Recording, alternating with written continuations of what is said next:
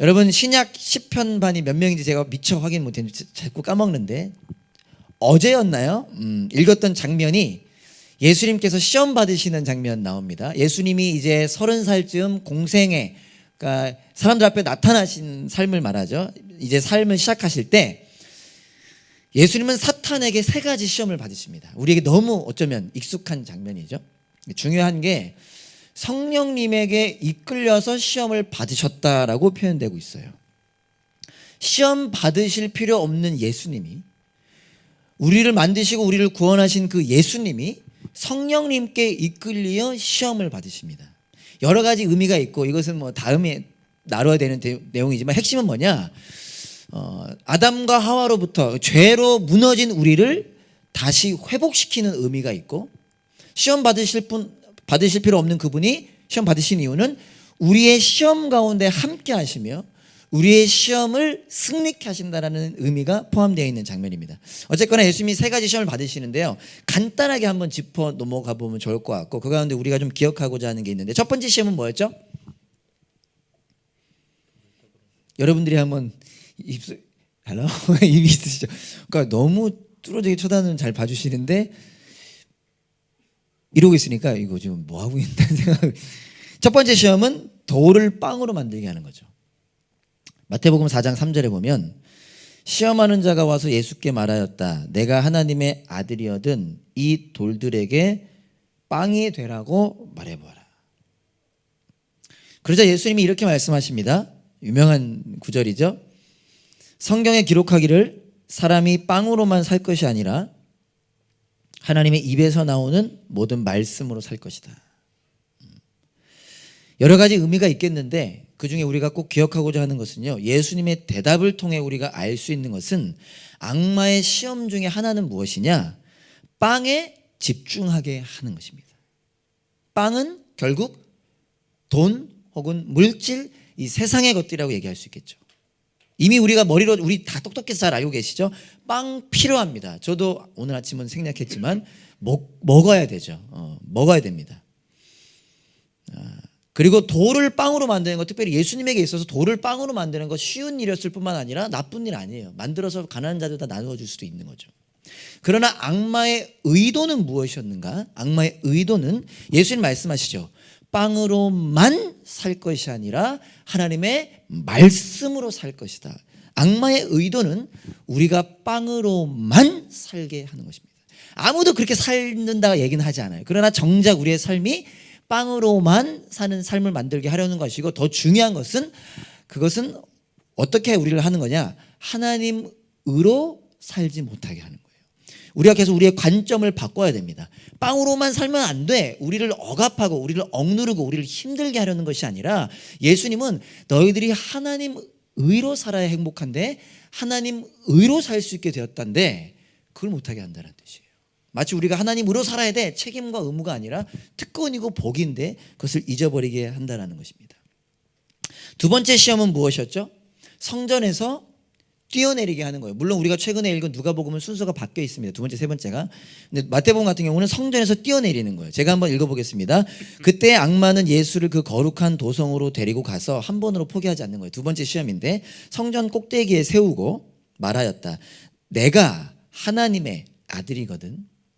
여기에서 뛰어내려 보아라. 성경에 기록하기를 사단도 말씀으로 공격하죠. 하나님이 너를 위하여 자기 천사들에게 명하실 것이다. 이게 시편에 나온 말씀이거든요. 그리고 그들이 손으로 너를 떠받쳐서 너의 발이 돌에 부딪히지 않게 할 것이다. 이 말에 예수님이 이렇게 말씀하십니다. 예수께서 악마에게 말씀하셨다. 또 성경에 기록하기를 주 너의 하나님을 시험하지 말아라. 여러 의미가 있겠지만 그중에 우리가 한 가지 기억하고 싶을 것은요, 예수님의 말씀에 집중한다면 악마의 시험은 무엇인가? 또 우리를 어떻게 공격하는가? 하나님을 시험하게 하려 한다는 거예요. 이 시험을 다른 말로 표현하면, 하나님이 정말 우리의 아버지가 맞는가? 하나님이 우리의 아버지라면 왜 나를 도와주시지 않는 거지? 하나님은 지금 무엇을 하고 계신 것이? 라는 식으로 하나님을 의심하게 하거나 하나님을 신뢰하지 않게 하는 것이 악마의 시험이에요. 특별히 우리가 코로나 시대를 겪으면서 많은 이들이 이것을 경험했다라고 이야기했습니다. 하나님은 도대체 지금 무엇을 하고 계신 것인가? 또 러시아 우크라이나 사건을 통해서 하나님 지금 무엇을 하고 계신 것인가? 할 수 있는 질문이지만 그것이 하나님을 의심하게 하고 신뢰하지 않게 한다는 거죠. 세 번째 시험은 세상의 부귀영화였습니다. 8절에 보면 또다시 악마가 한 번 더 포기하지 않고 얘기하죠. 악마는 예수를 매우 높은 산으로 데리고 가서 세상의 모든 나라와 그 영광을 보여주고 말하였다. 내가 나에게 엎드려 절을 하면 이 모든 것을 주겠다. 예수님이 뭐라고 대답하시죠? 10절에 보면 그때 예수께서 말씀하셨다. 사탄아 물러가라. 중에 여러분들도 한번 하세요. 꼭 이거 이상하게 따르면 또 우리 어른들 중에 이상하게 또 이렇게 하면 안 되고 어쨌든 하셔야 돼요. 남편에게 아내에게 하는 게 아니에요. 사탄아 물러가라 할 수 있습니다. 예수님 우리 안에 계시니까 꾸짖으세요. 성경에 기록하기를 주 너의 하나님께 경배하고 그분만을 섬겨라. 또 악마의 시험은 무엇이라고 우리가 해석할 수 있는 겁니까? 두 주인을 섬기게 한다는 거예요. 돈도 섬기고 하나님도 섬기고. 이스라엘 백성들이 그렇게 해서 하나님을 완전히 배신한 게 아니에요. 바알도 섬기고 하나님도 섬기고 아세라도 섬기고 하나님도 섬기고. 근데 예수님 뭐라 말씀하시는 거예요? 그분만을 섬겨라. 왜요? 그게 복이니까요. 이거 필요하잖아. 이것도 좋잖아. 그러니까 하나님도 섬기고 세상도 섬겨. 적당하게 타협하며 사는 거지 라는 말이 사단의 우리를 향한 공격이라는 것입니다. 간단히 살펴본 이유는 우리가 악마의 관계를 계속 다루었었으니까 이게 우리를 향한 공격이라는 걸 좀 기억했으면 좋겠고요. 중요한 것은 여러분 예수님을 사단이 이렇게 악마가 세 가지 시험을 했는데 이 시험의 핵심이 무엇이었습니까? 자, 이제 다시 집중하셔서 시험의 핵심이 집중하세요. 시험의 핵심이 무엇이었습니까? 예수님이 십자가의 길을 가지 못하도록 하는 것이 사단의 시험이었어요. 혹시 이걸 모르셨다면 기억하셔야 됩니다. 사단의 결국 시험은 뭐였냐? 예수님이 십자가를 가지 못하게 하는 거예요. 계속해서 사단이 뭐라고 질문했습니까? 내가 하나님의 아들이어든, 내가 하나님의 아들이어든 세 가지를 질문하는데 이게요, 사단이 예수님이 하나님의 아들인 걸 몰라서 질문하는 게 아니에요. 사단은 예수님이 하나님의 아들인 걸 알았고 예수님도 자신이 하나님의 아들인 걸 알았습니다. 이게 어떤 의미냐? 너 하나님의 아들이잖아. 너 하나님의 아들인 걸 증명해봐. 어떤 식으로? 돌을 떡으로 만들고 뿅 하고 뛰어내려서 천사가 떠받들고 그러면 다 알 것 아닙니까? 너 하나님의 아들이잖아. 그런데 왜 저 초라한 십자가의 길을 가려고 하는 거야? 너 그거 안 가도 되잖아 라고 유혹하는 거예요. 예수님은 그 악마의 공격을 물리쳤습니다. 물리치고 예수님이 오신 목적 십자가의 길을 가셨습니다. 자, 다 여러분 아는 정답인데 그런데 어떻게 무엇으로 악마의 공격을 물리치셨습니까?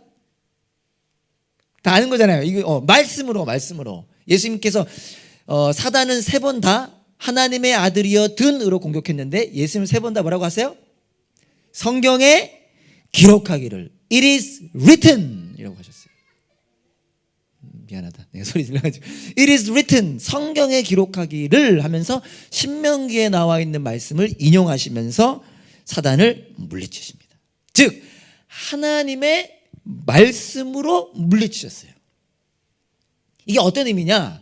또 이것도 오해할 수 있습니다. 그러니까 말씀 이게 좀 조심해서 들어야 되는데 말씀 단순히 기억하고 단순히 외워서 단순히 입으로 이야기한 걸 말하는 게 아닙니다. 하나님의 말씀으로 물리쳤다는 얘기는 뭐냐? 예수님이 그 사단이 공격하는 그 모든 순간에도 하나님의 말씀 안에, 다르게 말하면 하나님 안에 계셨다는 거예요. 그 말씀 안에 있었다는 거예요.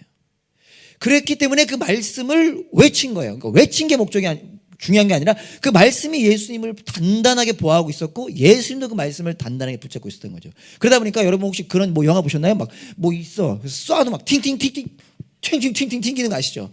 사단이 공격을 유혹을 해도 이 말씀 안에 계시니까 물론 예수님은 말씀 자체셨죠. 공격이 들어오지 못하는 거죠. 그리고 예수님께서 사단아 물러가게 되는 것입니다. 악마가 여러분, 저와 여러분도 공격합니다. 계속해서 매주 살펴보았는데 악마가 마귀가 우리를 공격합니다. 우는 사자처럼 삼키려고 공격합니다. 다양한 공격으로 공격하는데 여러 가지가 있겠죠. 그러나 그 공격의 목적이 무엇이다? 예수님을 공격했던 그 목적은 예수님이 십자가의 길을 가지 못하게 했던 것처럼 우리를 공격하는 것은 하나로 말하자면 우리가 그리스도인으로 살아가지 못하게 하는 것입니다. 그냥 살아가게 하는 거예요. 그냥 일반인 김찬수로 살아가게 하는 겁니다. 그리스도인으로 살아가지 못하게 하는 것입니다. 중요한 것은 무엇인가요? 오늘 우리가 기억해야 되는 것, 사단의 이 공격을 우리가 물리칠 수 있다. 우리만 물리칠 수 있나요? 물리칠 수 있다. 물리칠 수 있다. 다시 제가 한번 아멘으로 화답해 주시면 좋겠습니다. 우리가 이 공격을 물리칠 수 있다. 아멘. 어떻게 물리칠 수 있나요? 하나님의 말씀으로.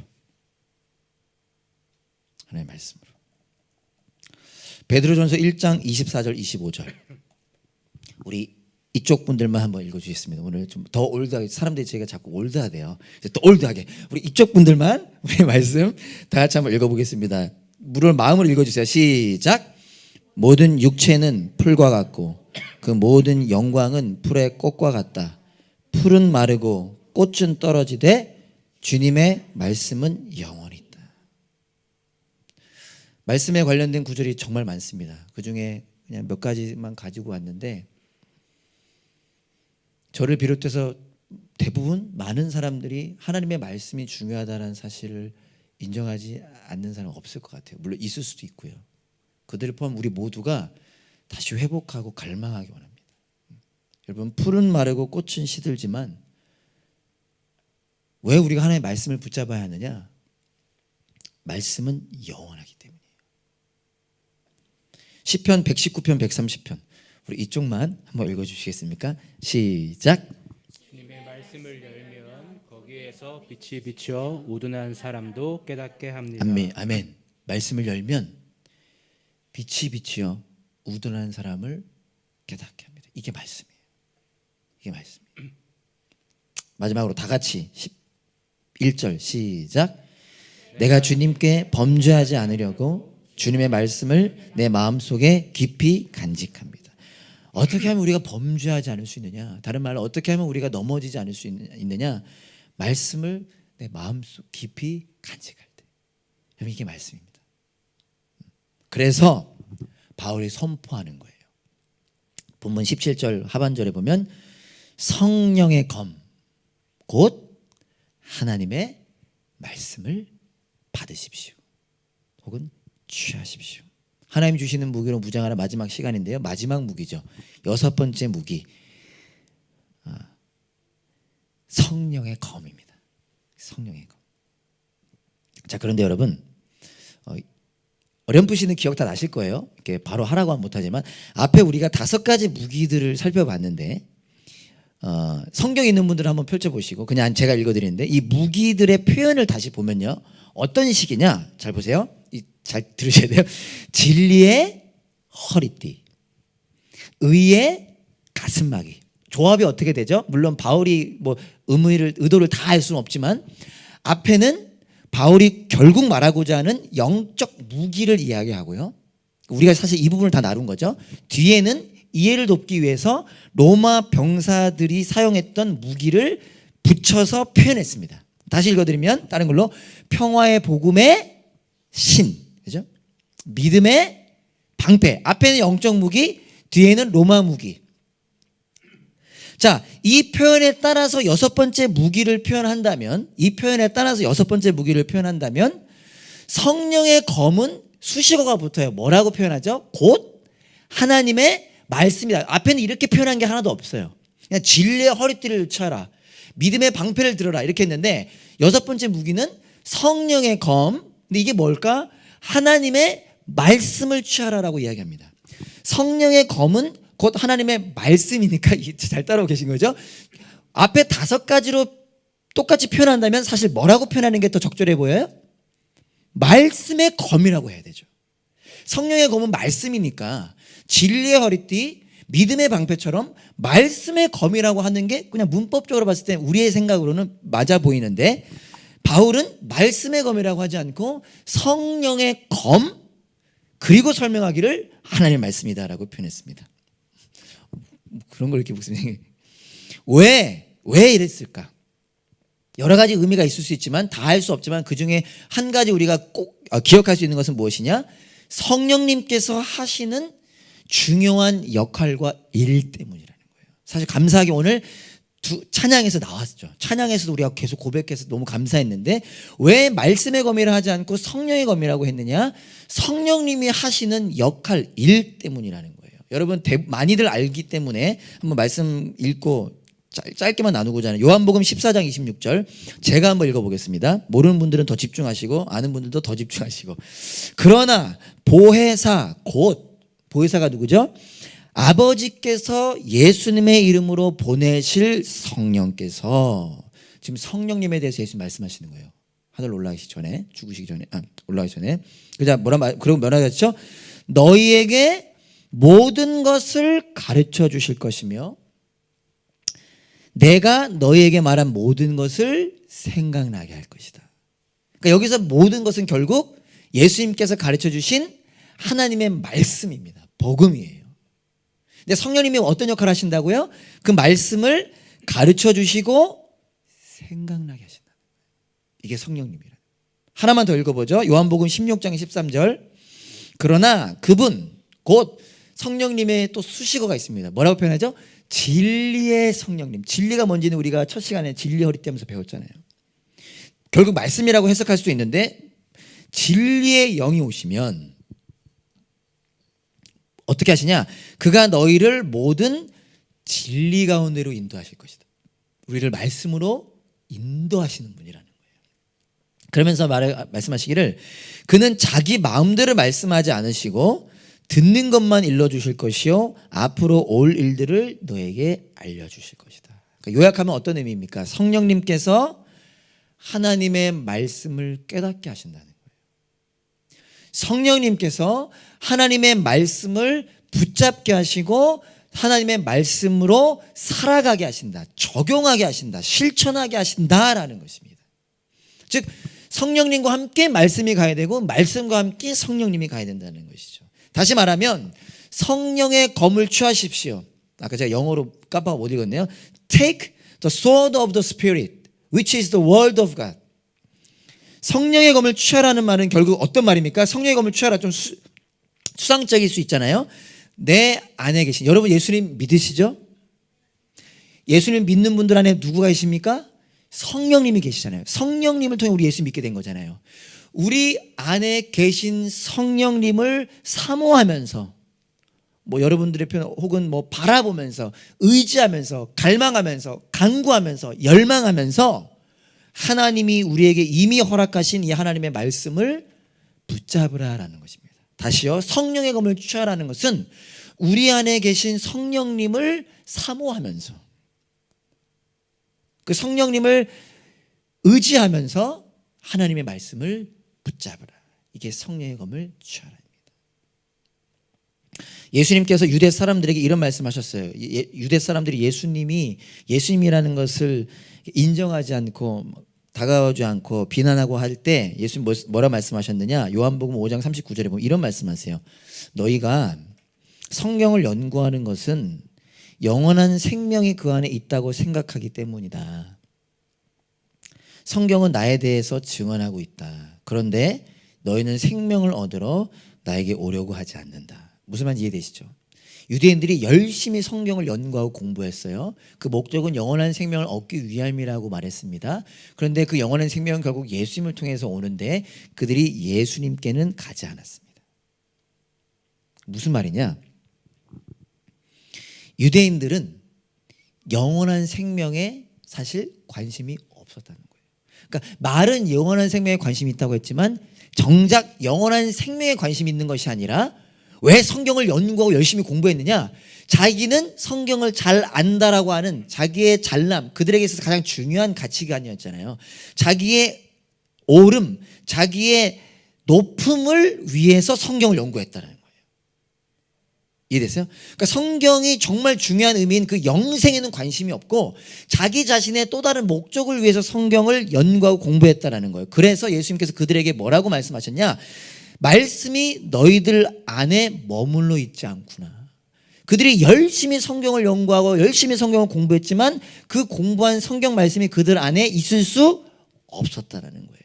여러분, 성령의 검을 취하라. 하나님 말씀에 대해서 이야기하면 저만 혹 그렇게 생각할지 모르겠지만 우리가 너무나 익숙한 것, 너무나 잘 아는 것, 아니면 너무 많이 들은 것, 이미 우리에게 그렇게 다가오지 않는 말일지도 모른다는 염려가 제 안에 있는데, 여러분, 성령의 검을 취하라는 것은 단순히 성경을 읽고 암송을 하고 성경을 공부하는 것을 의미하지 않습니다. 이거 중요합니다. 저는 이것을 끝까지 강조할 것입니다. 하지만 그것 자체가 단순히 의미하지 않고 무엇을 의미하느냐? 성경 말씀이 하나님의 말씀이라는 것을 믿고 기억하고 사모하라는 거예요. 그냥 하기 싫은데 목사님 또 성경 통독하라고 했네. 빨리 읽는 게 목적이 아니라, 중요한 게 아니라, 그렇게 하면 손해죠. 이 말씀은 하나님의 말씀이라는 것을 믿고 기억하고 사모하면서, 아까 표현을 하면 성령님을 의지하면서 그 말씀을 깨어서 붙잡는 것, 그것이 성령의 검을 취하는 것이라는 겁니다.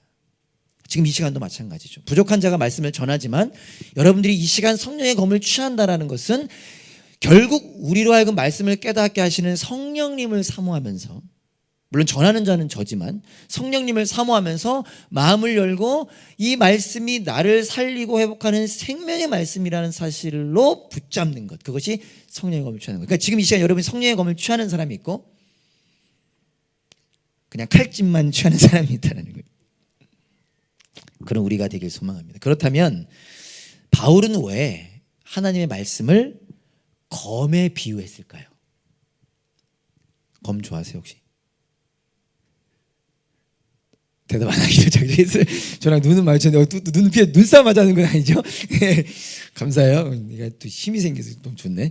하나님의 말씀 왜 검에 비유했을까요? 관심 없어? 그냥 바울이 얘기해가지고 저도 뭐 설교자니까 관심 가졌죠. 왜 하나님의 말씀을 검에 비유했을까? 여러분 히브리서 4장 12절 말씀 우리 다 같이 한번 천천히 한번 읽어봅시다. 시작. 하나님의 말씀은 살아있고 힘이 있어서 어떤 양날 칼보다도 더 날카롭습니다. 그래서 사람 속을 꿰뚫어 혼과 영을 갈라내고 관절과 골수를 갈라놓기까지 하며 마음의 품은 생각과 의도를 밝혀냅니다. 참 깊은 말씀인데 시간 되면 다음에 좀 자세히 읽도록 하고요. 여러분, 로마 군인들이 사용했던 검을 전문 용어로 글라디우스라고 했대요. 사진 준비했는데 전생 부탁드립니다. 이게 여러분 어떤 검을 생각하셨나 모르겠는데 이게 좀 가까운 검입니다. 이게 로마 군인들이 사용했던 검이에요. 이 검도 조금씩 변하긴 했지만 요런 생각하시면 돼요. 요렇게. 뭐가 다르냐면요. 저도 영화에서 잘 기억이 안 나서 우리나라 조선시대 검은 맞나? 헷갈리네 갑자기. 일본 사람들 했던 한날검이에요. 한날검. 그러니까 베는 거예요. 목적이. 잘하나요? 싹 베는 게 목적이에요. 베는 게. 근데 이 검은 달라요. 이거는 양날검이에요. 양날검. 무슨 말이냐? 베는 게 아닙니다. 특히 사진 보면 이게 생각보다요 작아요. 길이가 길어봤자 55에서 65. 그러니까 요 정도밖에 안 해요. 요 정도. 그러니까 조선시대 이런 때 검은 이렇게 길죠. 검도 하는 분들 보면 이렇게 해가지고 뭐 닿지도 않잖아요. 이게 검인데 우리는 이거는 칼이라고 할까요? 칼. 그래서 이거는 짧아요. 65에서 55, 55에서 65, 폭은 6에서 7cm 정도 됐다고 합니다. 그러니까 요만한 검이죠. 그러니까 우리가 흔히 생각할 수 있는 긴 검이 아니라 비교적 짧은 검, 다르게 말하면 단검입니다. 단검. 왜 그러냐? 이 시대는 보통 주 무기가 창이에요. 창. 그래서 보통 창과 방패라고 표현하잖아요. 칼과 방패 많이 못 들어요. 창과 방패. 창이 주된 무기였고 물론 칼도 주된 무기인데 이 칼은 언제 쓰느냐?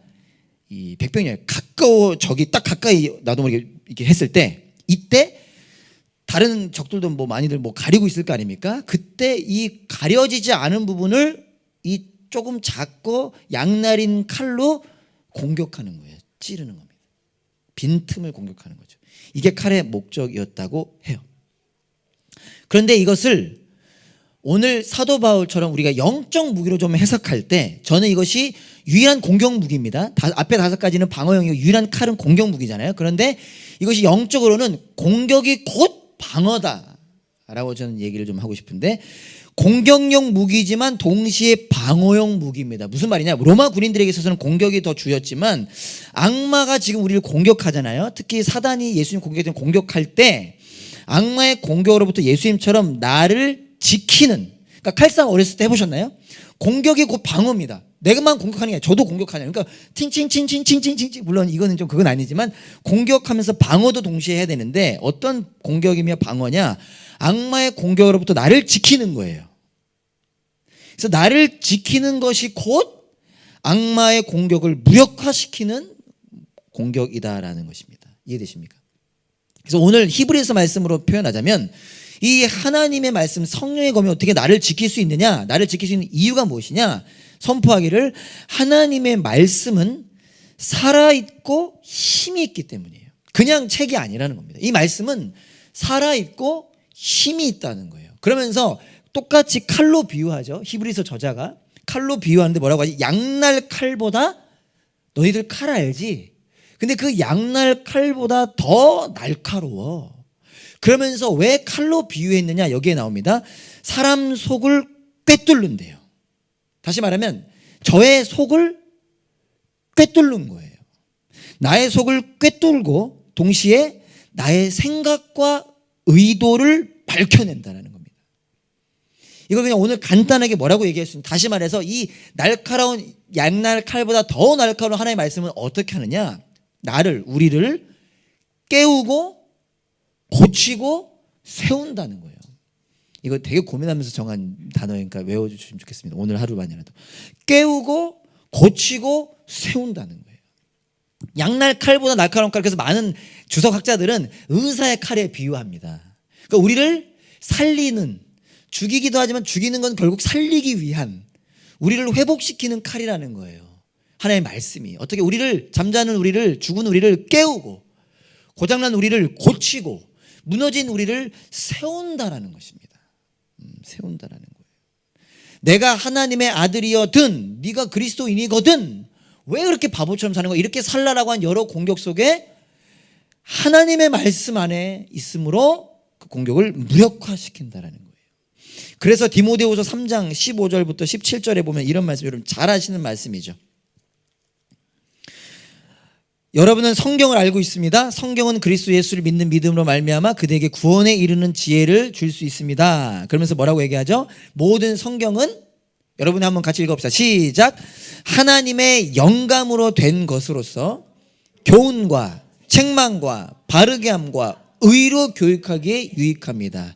하나님 말씀은 살아있어서 능력이 있는 말씀이라서 저 여러분들을 깨우고 고치고 세운다는 거예요. 그것을 디모데후서에서 사도 바울은 마지막 유언처럼 썼던 책에서 뭐라고 이야기하느냐, 우리를 교훈하고 우리를 때론 책망하고 우리를 바르게 하고 우리를 의로 교육한다는 것입니다.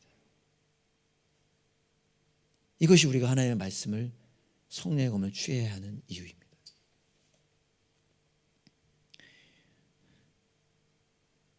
성령의 검을 취하라. 이 말씀 안에 거하라는 것입니다. 이 말씀이 우리 안에 가득 차게 하라는 것입니다. 단순히 성경 통독하라는 얘기가 아니라 하루하루 순간순간 읽는 그 말씀을 마음을 열고 성령님을 의지하면서 그 능력을 소망하면서 사모함으로 읽고 붙잡으라는 거예요. 여호수아 말씀에 뭐라고 했죠? 주야로, 그 시편에서 주야로 묵상하라. 주야로 묵상하라. 여호수아에서도 말씀하셨죠. 밤낮으로 붙잡으라. 무슨 의미입니까? 하루 종일 성경을 읽으라는 뜻이 아니라, 계속 강조합니다, 마음을 열고 성령님을 의지함으로 주님 나에게 깨닫게 해주십시오. 나로 붙잡게 해주십시오. 나로 살아내게 해주십시오. 그것이 말씀을 붙잡는 것입니다. 우리가 그 말씀 안에 거할 때 그 어떤 사단의 공격도 튕겨나가게 되는 것입니다. 말씀을 마치겠습니다. 여러분 이 디모데후서 3장 16절 말씀 다시 보여주시면, 모든 성경은 하나님의 영감으로 된 것으로, 개역개정에 익숙한 분들은 하나님의 감동으로 된 것으로, 싱클레어 퍼거스라는 분이 쓴 책에서 제가 좀 쿼트했는데요. 이분이 뭐라고 표현하느냐, 이 하나님의 영감으로 된 것으로가 데오프뉴스토스라는 단어가 쓰여졌는데 우리는 뭐라고 보통 생각하기 쉽냐면 숨을 불어 넣으셨다로 해석하기 쉽습니다. 그게 틀린 건 아닌데 이보다 더 정확한 표현은 숨을 불어 넣으셨다가 아니라 숨을 내쉬셨다라는 거예요. 이해되세요? 그러니까 우리는 어떻게 생각하기 쉽냐? 이 성경은 하나님의 감동으로 된 거야. 하나님이 이거를 저자를 통해서 쓸 때 숨을 불어 넣으셨어. 이건 그렇게 귀한 말씀이야. 맞아요. 근데 그보다 더 우리가 또 깨닫기 원하는 말씀이 뭐냐? 숨을 불어 넣으셨다보다 그걸 넘어서 숨을 내쉬셨다. 그게 무슨 말이냐? 성경 말씀이 지금 숨을 내쉬고 계신다는 뜻이라는 거예요. 예전에 숨을 불어 넣으신 책이 아니라 지금 나에게 숨을 내쉬고 계시는 게 성경이라는 거예요. 이해되십니까? 즉 성경은 하나님이 하신 말씀이지만 하나님이 지금 하시는 말씀이라는 거예요. 이게 이 생각의 전환이 엄청난 우리에게 변화를 줍니다. 즉 하나님이 하시는 말씀을 듣고 있는 것처럼 성경을 대하라는 거예요. 네. 너 엄마가 얘기하는데 지금 뭐 생각하고 있어? 그게 아니라는 거예요. 우리가 지금 성경 다 그렇게 했잖아요. 엄마는 그렇게 했는데 너 지금 아빠 얘기하는데 지금 어디 보고 있어? 그리고 성경은 그냥 읽어. 눈 따로 마음 따로. 제 얘기하는 겁니다. 그게 아니라는 거예요. 네, 예수님도 이러한 성경관을 갖고 계셨습니다. 아까 한번 나눴던 저 서두에 마태복음 4장 4절에 예수님께서 사탄의 공격을 물리치시면서 뭐라고 하셨냐? 성경에 기록하기를 It is written 하면서 사람이 빵으로만 살 것이 아니라 하나님의 뭐라고요? 여러분 이젠 다시 새롭게 느껴질 수 있습니다. 입에서 나오는 모든 말씀으로 할 것이다. From the mouth of God. 뭐냐? 지금 예수님은 성경 말씀, 여기서는 구약 성경을 말하는 거죠. 신명기를 가리키는데 신명기가요. 지금 하나님의 입에서 나오고 있는 말씀으로 인지하고 있는 거예요. 예전에 하신 말씀이 아니라. 그게 무슨 말이에요? 성령의 검을 든다는 건 지금 예수님은 말씀 그 자체셨지만 그 말씀 안에 있는 거예요. 지금 하나님의 입에서 나오는 말씀 안에 있는 거예요. 마찬가지라는 겁니다. 성령의 검을 든다는 것은 우리가 지금 어렵지만 아프지만 바쁘지만 힘들지만 지치지만 외롭지만 두렵지만 이 모든 상황 속에 하나님의 말씀 지금 나에게 하고 계신 그 말씀 안에 거하는 것입니다. 우리가 성경 말씀을 하나님의 입으로 생각한다면 우리의 삶이 얼마나 달라지겠습니까? 그 은혜를 누리는 저와 여러분 될 수 있기를 간절히 소망합니다. 한 주간 가능하다면 우리가 먼저 그리고 서로를 격려해 주세요. 여러분 다 이렇게 이제 많이 가깝 친하지 않습니까? 커피도 마시면서 커피도 사주지만 함께 성령의 검을 딱 해서 이렇게 해주면 안 돼요. 이렇게 해서 바꿔서 이렇게 해주셔야 됩니다. 네. 그런 은혜를 누리는 우리 모두가 되기를 간절히 소망합니다. 우리 함께 찬양하고 기도할 텐데요. 여러분 검은 누가 그러더라고요. 검은 장식용이 아닙니다. 그 검도 좋아하는 분들 저는 한 번도 본 적은 없는데 집에 이렇게 딱 받침대가 있어서 검이 쫙 장식되어 있대요. 여러분 우리 집이 옛날 한때 그랬거든요. 칼 안 쓰면 어떻게 돼요? 무뎌져요. 그리고 막 안 갈면은 칼은 장식이 우리 집 칼은 그래서 내가 일부러 감사하다 그랬어. 왜냐면 요리를 잘 못하니까 손이 빌 일이 없다 그래가지고 힘주면서 이렇게 도끼처럼 썼는데 그게 아니죠. 칼은 날이 있어야 되죠. 사용할수록 날이 쏘죠. 무슨 얘기냐? 제가 도전받은 말씀인데 검은 장식용이 아닙니다. 사용해야 돼요. 마찬가지. 그럼 성령의 검을 사용한다는 건 뭘까요? 말씀 안에 거하는 건데 순종하는 것입니다. 그런 우리가 되기를 소망합니다.